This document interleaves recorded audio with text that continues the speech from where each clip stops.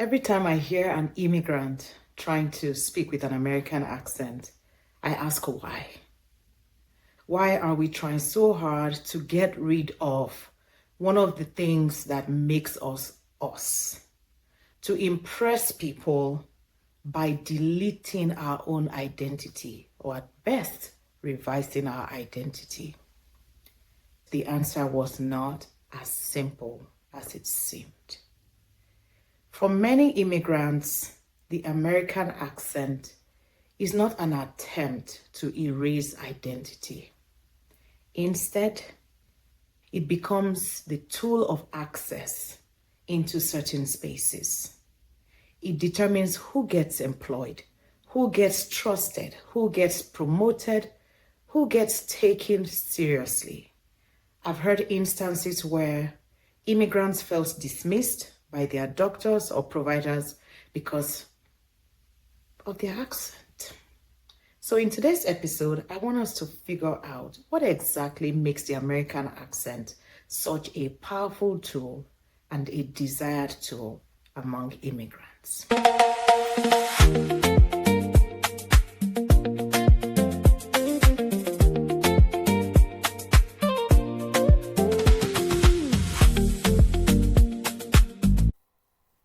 Across the research, one pattern shows up again and again.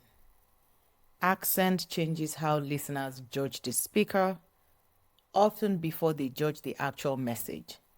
A person can say something intelligent, something true, something valuable, but if the listener has to work harder to process the speech, they may unconsciously rate that speaker as being unclear or less credible or less competent. That is the reason why so many immigrants feel a pressure to sound American. For many immigrants, accent is a tool of survival, and many people fake it until they make it. They're actually just trying to survive many times. The research is very clear on the challenges and the disadvantages that many immigrants face just because of their accent. The first research I found showed that people with non-native accents often expect stigma and experience communication difficulties. Just because you have an accent, you already expect to be stigmatized. Another research shows that speaking with an accent that was considered foreign was connected to discrimination and, as a result, a higher risk of depressive symptoms. A meta-analysis found that accent affected judgments about status, trustworthiness, group belonging, and liveliness. The fourth study shows that non-native accents can make speakers seem less credible. Suddenly, you're not as believable. You are considered to be potentially lying just because you have an accent. Another one shows that non-native English accents often trigger negative judgments and prejudice and discrimination. So over and over, we're seeing that having a non-native accent can contribute to discrimination, which highlights why people may be prone to tendencies of depression or feeling isolated that I mentioned in the first couple of research that I looked at. Another one shows that people show implicit bias in favor of speakers who sound like them, even when the accent difference is regional rather than foreign. So it means that if somebody is from the US, but they are from, let's say, the Midwest, and they have a Midwestern accent, people who are from the East Coast, for example, could still consider them in a negative light just because this is not an East Coast accent. Another one, this was my favorite one, was a study at Rate My Professors, which is a website where students get to talk about their professors. If you don't like a professor throughout the semester, that's where you go talk about how horrible they've been because you forgot to submit all your assignments on time or just didn't do your assignments. Students tend to rate instructors who have perceived foreign accents more negatively, especially when it comes to clarity and helpfulness. Oh, I have such a hard time understanding Professor so and so. You forget that when you leave Professor so and so's class, you are also likely to still work with somebody else who may be from Professor so and so's country. Foreign accents make speakers seem less truthful to listeners. Listeners may judge statements from foreign accented speakers as less truthful, largely because accented speech makes more effort to process. The stronger the accent, the stronger the credibility penalty can become. That explains why many people are obsessed with trying to decorate their English to make it sound like American speakers. I get you. But I want to also challenge you before you get overly concerned with trying to sound American, pay attention to making yourself marketable. It doesn't matter how American you sound. If you bring nothing to the table, it will show. At some point, somebody's going to figure out all this person has is an accent.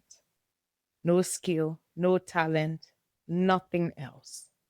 But if you're one of those people who ends up being a weak link on a team, you don't show up on time, nobody can count on you, step it up. An accent is not going to save your day. Work on becoming a person of value, a person so valuable that even if they don't want to invite you to the table, they need the skills that you have. You have what they need. So it necessitates your invitation. Work on improving yourself. If Ben Carson had an accent and somebody needed, God forbid, brain surgery, and Ben Carson offers to do the surgery, nobody's going to remember that accent.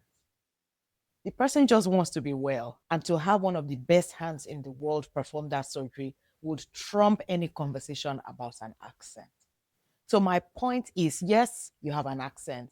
Yes, you're conscious of your accent, but don't become so conscious of your accent that you stop doing what God has called you to do or to become. Second, work on understanding the system of the country that you're in. Understand the credit system, understand the legal system, understand the tax system. There are so many other things beyond just an accent that you need to survive. Third, figure out your grammar. If you're still saying we was, please drop the American R for now. Focus. Okay? Focus on grammar. Focus on your tenses. Focus on verb and pronoun agreement. Get better at networking. Networking is so huge in our world these days and so underrated. People tend to think of networking as just knowing the right people, but it goes way beyond that. It's also about you figuring out how to put yourself in spaces where you can find the right people, you can meet the right people, you can appeal to the right people. One way that I have found that many immigrants don't really get themselves into spaces is neglecting the option to volunteer. Sometimes it's volunteering to serve in a capacity that's not a decision making capacity. But if you have the skills, I highly encourage everybody who has the opportunity to serve on a board. Find a board to serve on. It's an eye opener. It shows you what happens behind the scene that you probably don't get to see every day. Find an organization that aligns with your own values and is open to working with people who might have an accent and serve there. Another area that immigrants tend to neglect is workplace communication. Coming from a different culture sometimes limits immigrants because we don't know how to self advocate. We don't know how to ask for things that rightfully belong to us because we are kind of concerned about rocking the boat. But in the end, nobody's going to hand you automatically what belongs to you if you don't learn to ask. Another area is confidence, looking people in the eyes, saying what needs to be said confidently, not looking down, even though many of us were raised to look down when you're talking to somebody older than you, how you address people, how you allow yourself to be addressed. These are all important. You did something, you get rewarded for it, and you keep saying, thank you, thank you, thank you. No, that makes people treat you less. That makes people not take you as seriously. Lastly, financial literacy is another area that I highly recommend that immigrants emphasize and pay attention to because, in the end, accent is powerful, accent is helpful, but there are so many other nuances to the conversation about your success in a foreign land that go beyond your accent. It's not my goal today to suggest to anybody that your accent doesn't matter. But my goal is to emphasize that God was fully aware of your accent before He placed you in the spaces that He has put you in. And there are countless people who are doing amazing things globally, even with their original accent. Mrs. Ibuko Awoshika Okonjo Iweala. I recently found out about a lady who's doing something amazing in the AI space called Lola Ade. So we have several women who, in spite of their accent, are doing amazing things. God has called you into a space for a reason at a time like this, and your accent is not an excuse. One story that resonates well with me when I think about accents is the story of Moses in the Bible.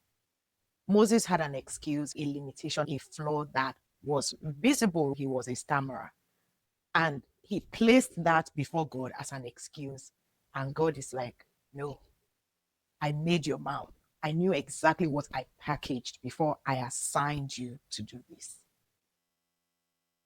When all is said and done, your assignment is still waiting for you. What God has called you to do is still waiting for you. If God has called you to be or to do something, your accent doesn't get to edit that assignment or to revise that assignment. You should emphasize all these other things. That doesn't mean don't work on your accent. Do all you can within your means to improve.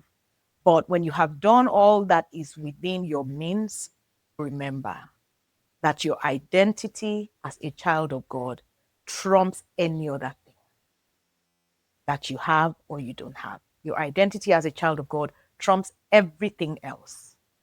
Your confidence should come from knowing that you are a child of the King. And wherever you go, you command respect, not just because of the accent that you speak with, but because of the God that you carry. Your God is big in you. He knew exactly how you sounded before He put you in that role. So don't be that person who hangs their head just because you have an accent. Until next time, find your confidence in God.